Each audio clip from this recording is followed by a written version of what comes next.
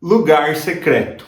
Esse é o tema que nós temos conversado durante esse mês, durante esse período aqui em nosso ministério, e hoje eu tenho um vídeo, uma palavra para você referente a esse tema. Fala galera, tudo bem com você? Nesse momento pegue sua Bíblia, pegue o seu caderno, o seu bloco de anotações, anote no celular e vamos refletir um pouco sobre esse tema incrível, que é lugar secreto. Esse tema tem falado muito conosco, nós vimos já sobre identidade, sobre excelência, o último tema foi sobre adoração e agora esse tema lugar secreto, que é algo tão importante para nós como cristãos. Quando eu falo de lugar secreto, eu me lembro muito do termo devocional. Então, lugar secreto nos remete a ter uma vida devocional a Deus. Mas por que é tão importante nós termos uma vida devocional a Deus? Porque a nossa vida devocional nos leva às profundezas em Deus. Em Mateus, no capítulo 7, no finalzinho do capítulo, nós vemos o final do Sermão do Monte, onde Jesus diz sobre nós construirmos a nossa casa, construirmos o nosso alicerce na rocha. A palavra de Deus nos mostra essa história e muitas vezes a gente fica pensando como é essa construção, né? Nós vemos uma casa, às vezes, sendo construída direto na areia e outra casa construída direto na rocha. Mas não é bem assim. Em Lucas, no capítulo 6, versículo 47, ele apresenta a mesma história contada por Jesus, só que ele coloca algumas coisas de diferença. No versículo 47 do capítulo 6 de Lucas diz: "Eu lhe mostrarei como é aquele que vem a mim, ouve as minhas palavras e as pratica. Ele é como a pessoa que está construindo uma casa e que cava fundo e coloca os alicerces em rocha firme."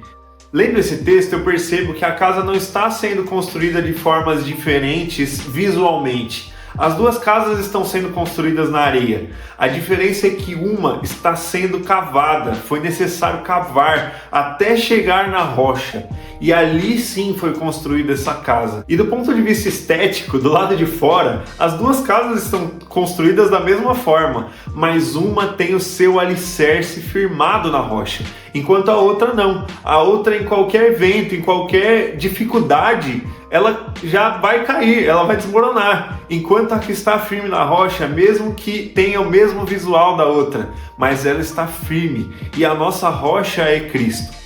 Mas você, assim como eu acredito que também enfrentamos dificuldades na nossa vida devocional. E eu queria trazer aqui para vocês algumas coisas mais práticas sobre como é a nossa vida devocional e como ela pode ser, e algumas coisas que podem atrapalhar a nossa vida devocional com Cristo. Muitas vezes nós não temos uma constância na nossa vida devocional com Cristo porque nós nos esquecemos ou nós não estamos realmente firmados em quem Cristo é. Nós conversamos já esse período desse ano sobre identidade. E parte da identidade está em saber quem Cristo é. Muitas vezes nós temos a ideia de um Deus um pouco ditador, um Deus que nos obriga, a ler a Bíblia, um Deus que nos obriga a ter um tempo com Ele. Mas Deus fala que nós não somos servos, mas Ele nos chama de amigo.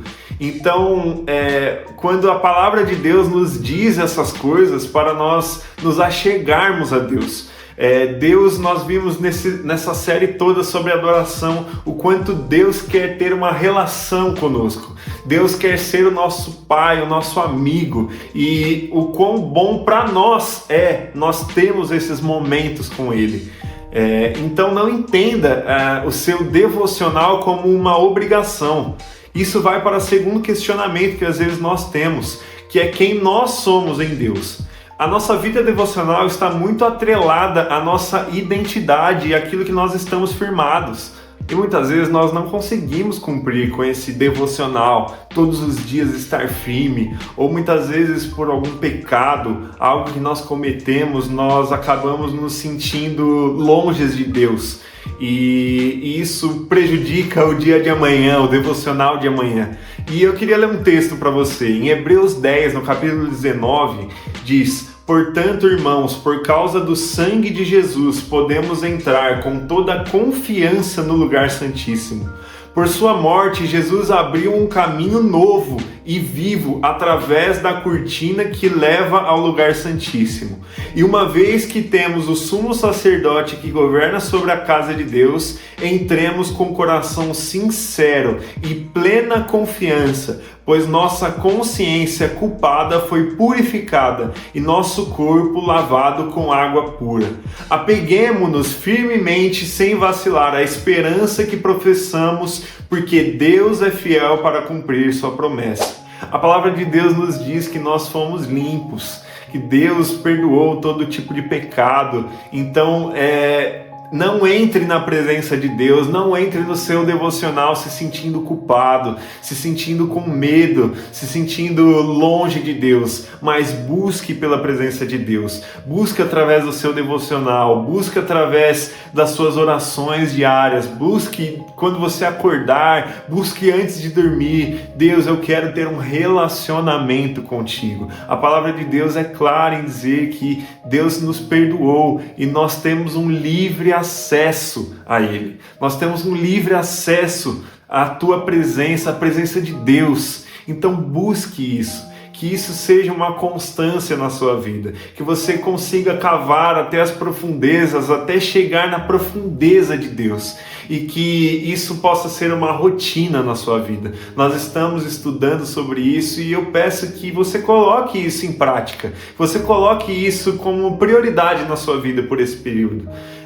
Se às vezes você mesmo tendo consciência de tudo isso que foi dito, você entrar num momento com Deus e não conseguir, você simplesmente não conseguir orar ou não tiver o que falar para Deus, abra o livro de Salmos, leia os Salmos, são orações, são cânticos para Deus. Ali eu creio que o Senhor vai falar com você e ali você pode ser guiado para falar aquilo que agrada a Deus. Essa é a mensagem que eu tenho para falar para você hoje. Então, que essa vida devocional tome conta de nós, que essa vida de relação com Deus tome conta do nosso ser. Deus abençoe.